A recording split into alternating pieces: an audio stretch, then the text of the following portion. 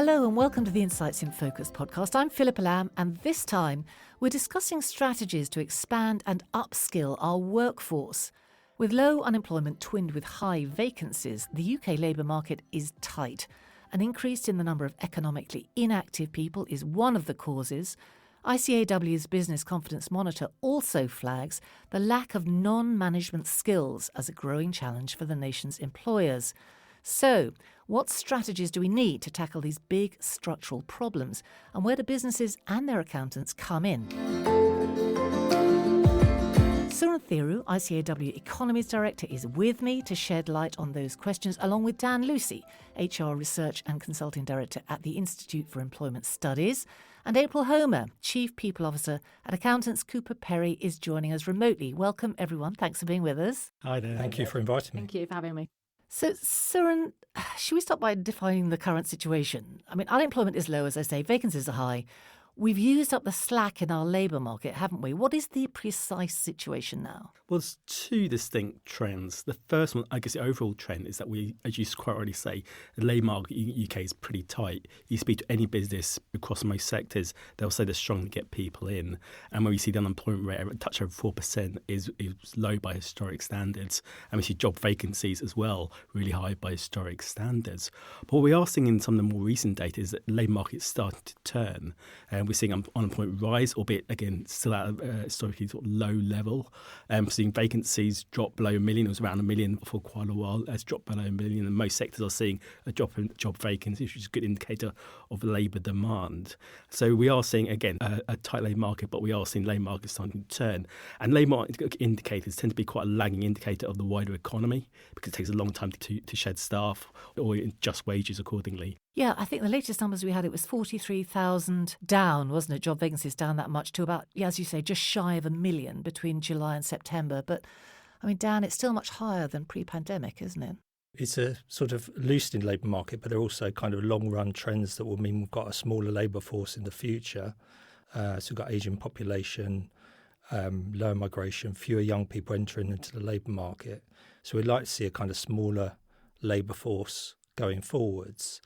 I mean, when we think about, the headlines often focus on people that leave in the labour market. What we don't so much focus on is the fewer people entering the labour force. And that's going to be a real challenge, in future. And then how kind of businesses not only attract the labour force that is there, but how they use their existing labour force and upskill them. Yeah, I want to dig into all that in due course. But before we get there, we should probably talk about pressure on pay, because, Suren, obviously this tight market, it creates inflationary pressure on pay. I think we had new figures from the ONS this week, didn't we? And it's risen above inflation for the first time in nearly 2 years, 7.8% between June and August. It's high, isn't it? It is high, but when you speak to most people in the workforce, they won't recognise that figure. And I think what we're seeing, when you look beyond the headline figures, you are seeing at sectoral level a lot of distortions. Yes. For example, public sector pay settlements are boosting that. Certain sectors are boosting that as well, like financial services, whereas a lot of sectors, probably the majority of sectors, are actually seeing their wages grow below the headline rates. But it's clearly good news that wages are rising faster than inflation. That tends to be sort of a broad estimate of people's cost of living crisis, because what we've seen in the past year is the reverse. Inflation far outstripping wages, and we're seeing the reverse of that a little bit now. But people won't really feel that because there's lots of other costs people are facing at the same time as well. Have we got a big gap between public and private? It's fairly big. Private sector pay growth was outstripping public sector. We are seeing a slight distortion, what we're seeing at the moment, with public sector slightly above in some of the recent data. But again, that's one-off settlements around, for example, around industrial action. And that's helped to sort of artificially boost the figure.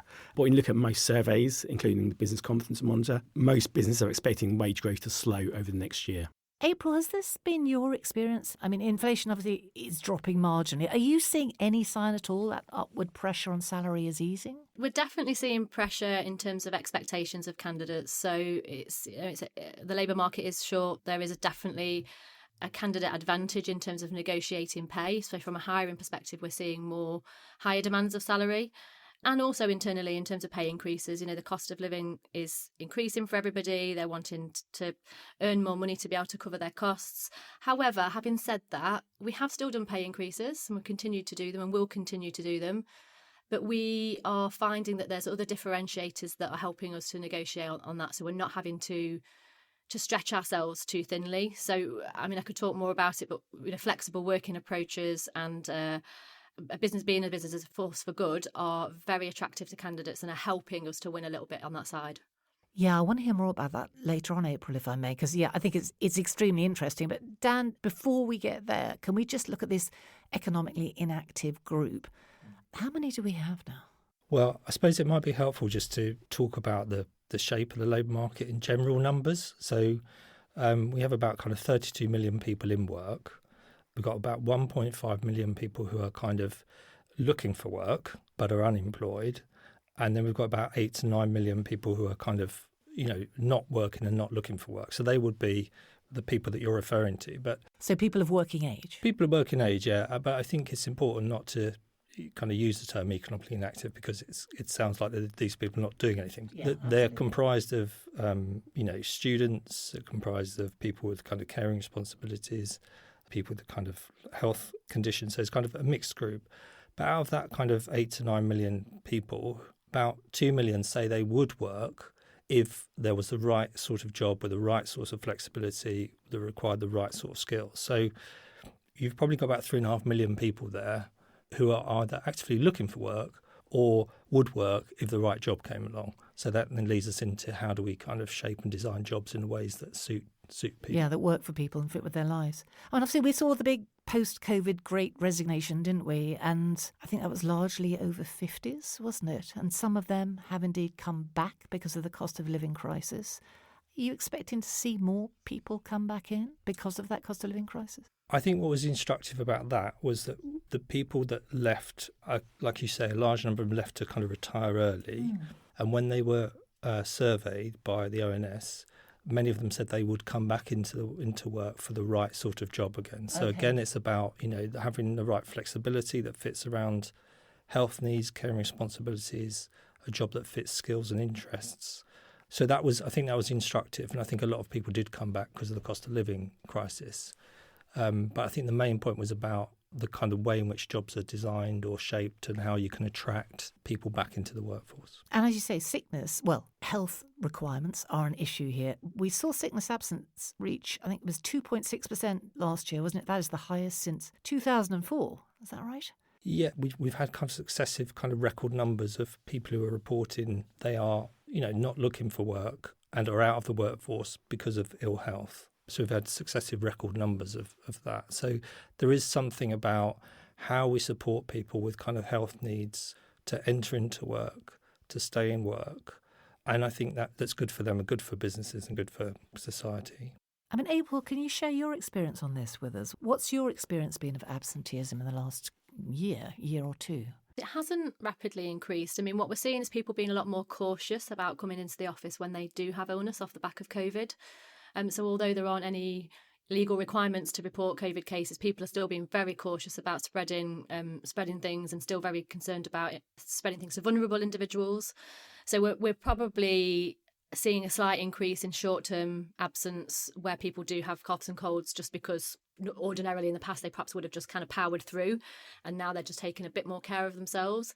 But we haven't seen a sharp rise, and I do think part of that is probably because we do have a very flexible way of working, so people are able to manage their time and work from home and work remotely very, very easily with us, and I think that's having a positive impact on stress levels. So we're not seeing huge increases in stress. We're trying to keep an eye on things like musculoskeletal things because more people are working from home, but again we haven't seen a sharp increase in that either. So from our perspective, it's not having a detrimental impact. It's something we want to keep an eye on and manage absence more closely and make sure they are being properly logged, because I think there's a risk of that not happening when people are working remotely, that they perhaps aren't logging it in the same way. But yeah, overall we haven't seen a sharp rise. That brings me to childcare, which is obviously, a significant issue and keeps a lot of people out of the workplace, or at least out of perhaps working as much as they might wish to.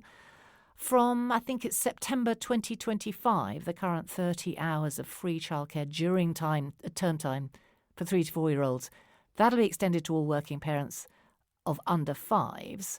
I am wondering, though, is there provision to make that real for parents? Because there's huge staff shortages in that sector. Yes, certainly. And it is a really one of the big challenges has been around getting people back in the labour market. And clearly one of the reasons for that is people caring for a family and lack of adequate childcare. And the cost of childcare. Yeah. And these are what economists call sort of supply side reforms, trying to increase the supply of things into the economy to make it much more balanced. And the issue with some of these supply side reforms, like the childcare reforms that you mentioned, are long term. They take quite a long time to roll out.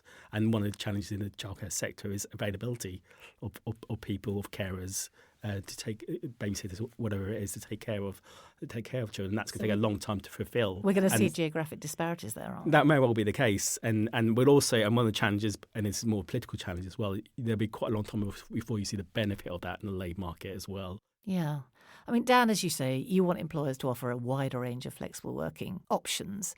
Has there been a bit too much attention maybe paid to hybrid and remote, and have we slightly lost sight of old school, what I might call old school options like annualised hours and, job shares? Yeah, I think the debate around flexible working over the last, couple of years has focused around, remote working as opposed to all the different forms of flexible working that might be available that employers could offer. I mean, there is some sort of stats from Time-Wise that says something like 9 in 10 people want flex, 5 in 10 people actually work flex, but only 3 in 10 jobs are offered flexibly.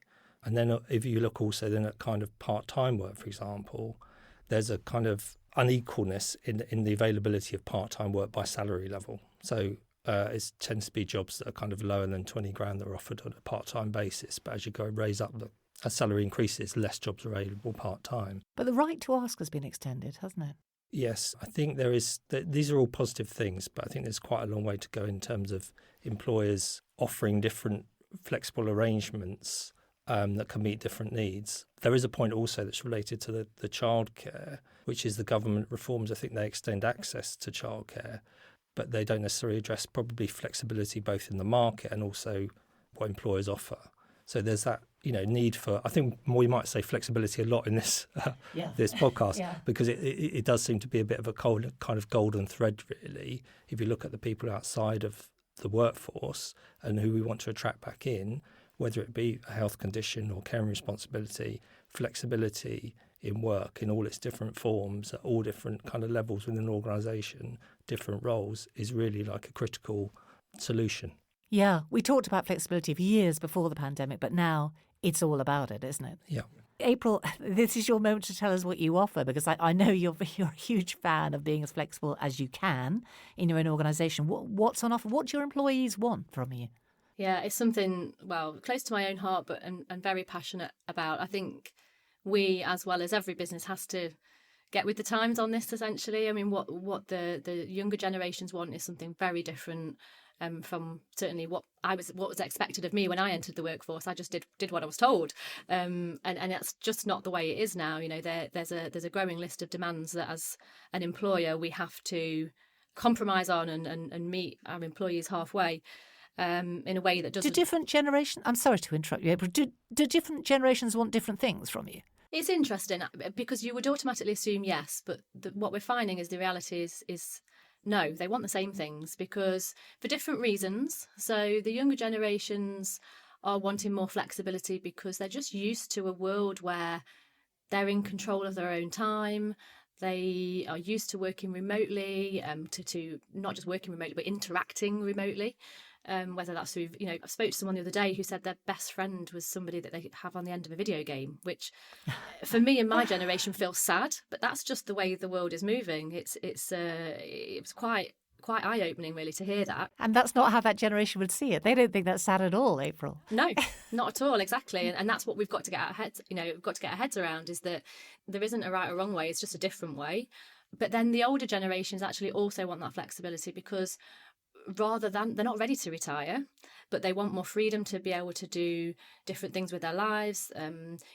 Whilst they're still capable, whilst they're still physically able, whilst they're still mentally able, without having it to be retire or nothing, retire or work. So again, different reasons, but both ends of the spectrum wanting more flexibility to be able to manage work and life.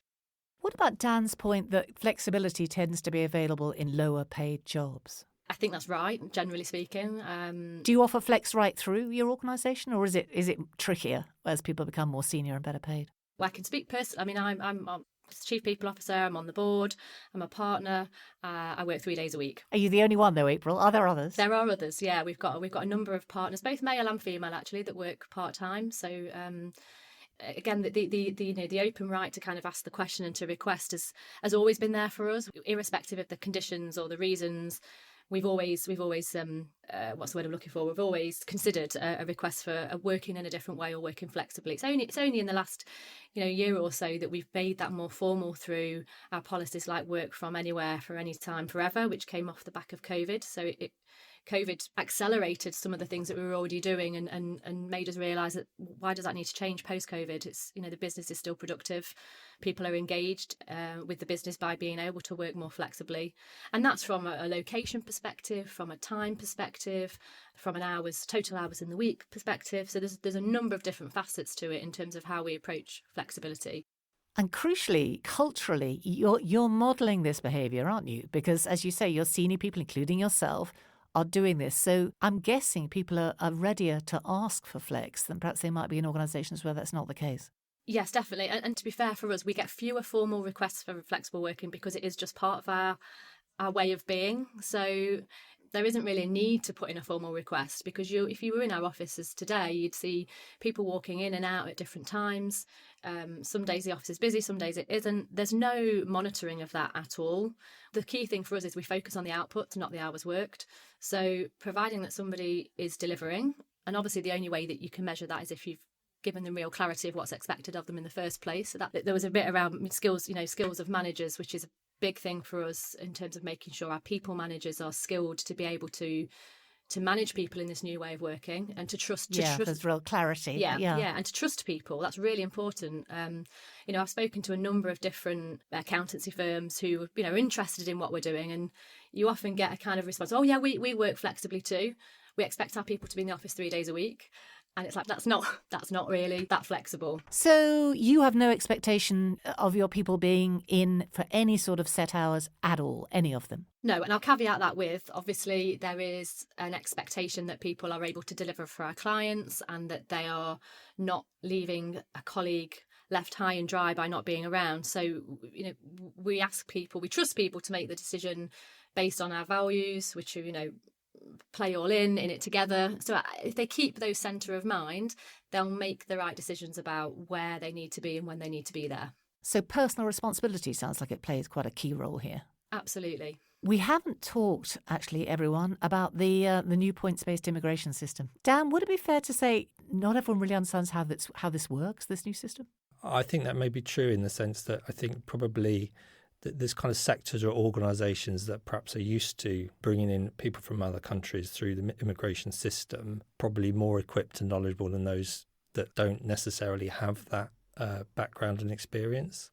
And with kind of Brexit and the reduced kind of labour force, those organisations may find that more difficult because they can't access or don't know how to access migrant workers from other countries through the immigration system. So you would think that's standing in the way of its success to a degree? Yes, it may do, yeah. I mean, CIPD, the Chartered Institute for Personnel Development, their data says it's working well.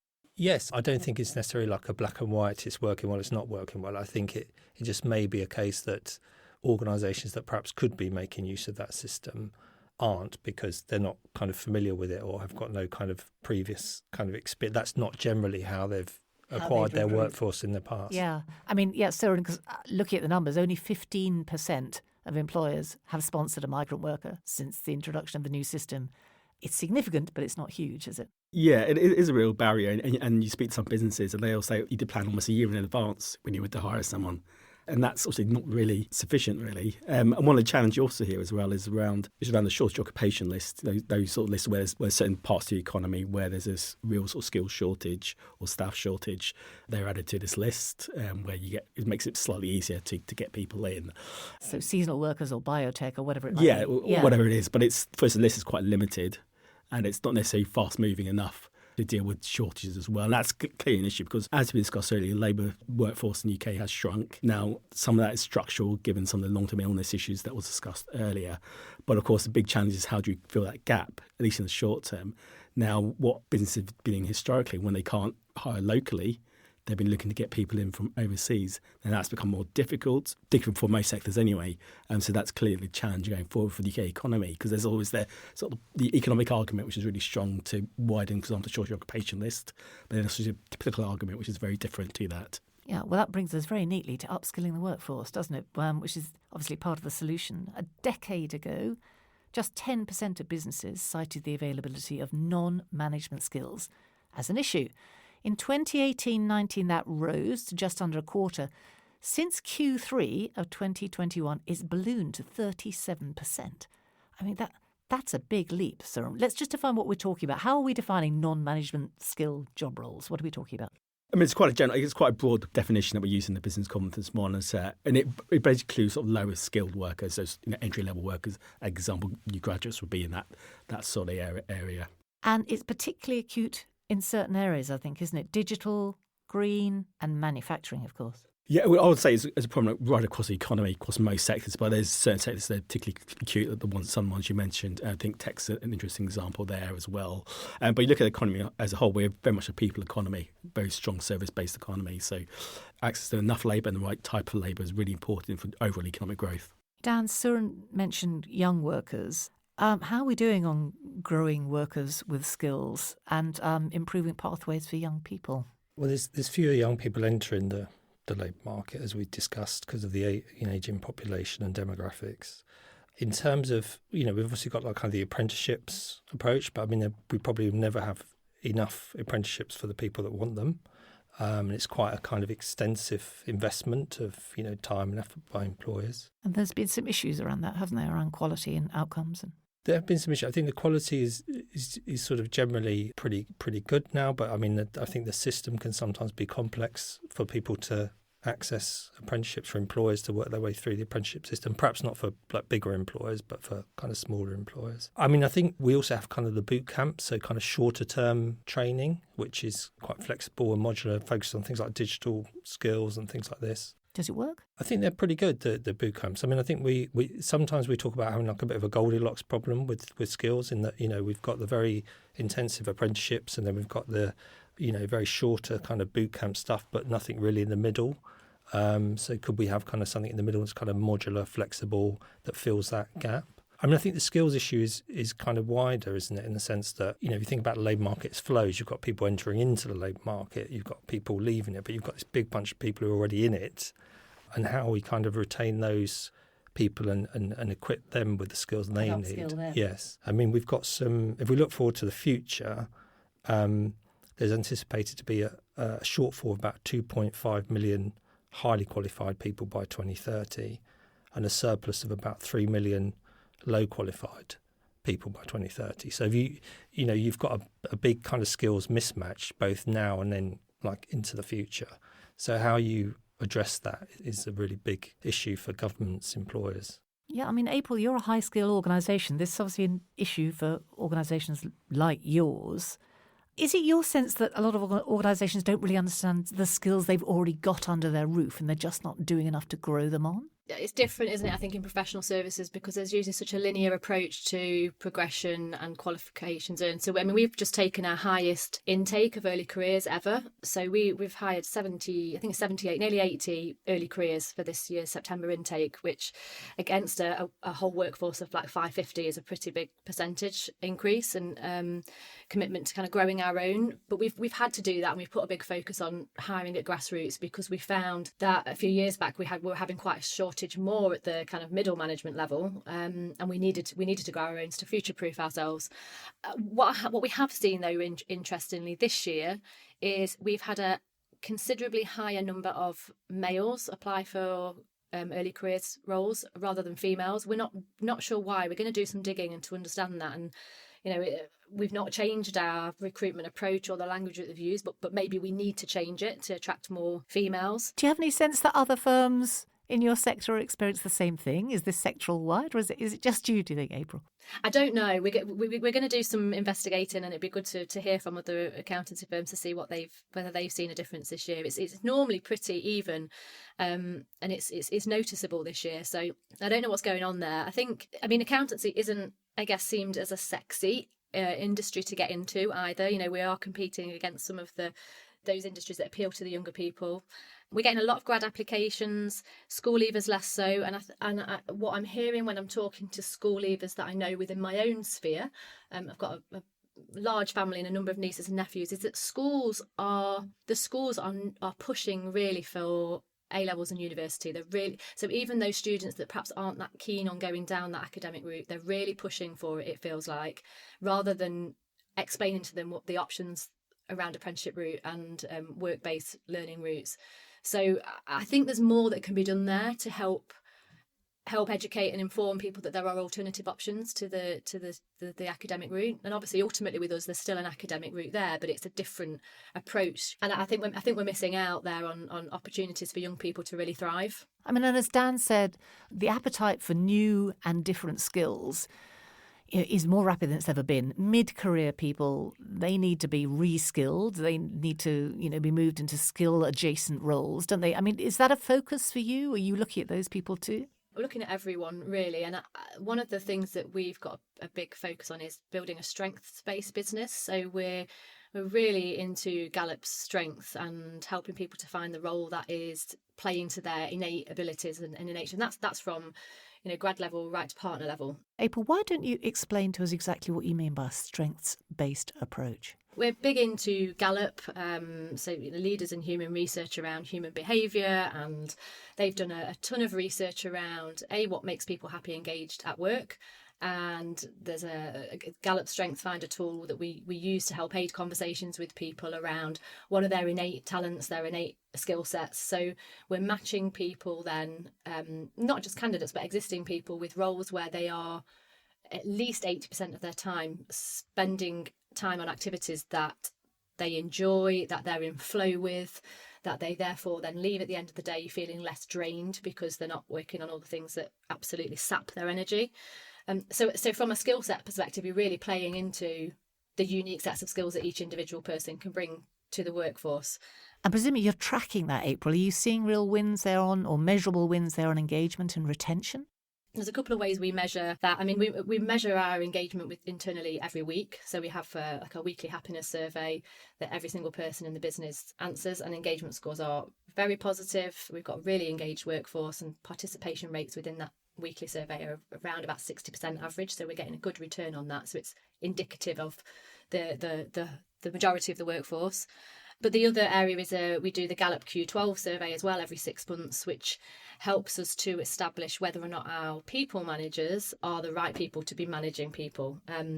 So a big thing that we've seen in the past is where somebody's promoted to a management role and immediately given a team of people to line manage, just because that's the next step. Yes, because they're senior enough. Exactly, yeah. But they may not be the right type of person to do that. They may not have any desire to do that. And so we are utilising the strengths-based conversation and the Gallup Q12 survey to establish, have we got the right people managing other people? So, I mean, Dan, obviously April and her firm, they're doing a lot, and they're thinking about job design, they're thinking about how to engage their people, how to retain their people, how to grow their people, all the things that you would expect to see. I'm going to ask you the question that I think you're probably expecting, which is, where does technology play into this? How can we leverage those sort of advances? I think we've seen a massive kind of demand for digital skills and a massive kind of skill shortages there. I think with kind of, AI and work, we're all kind of grappling with what that means and what the impacts might be.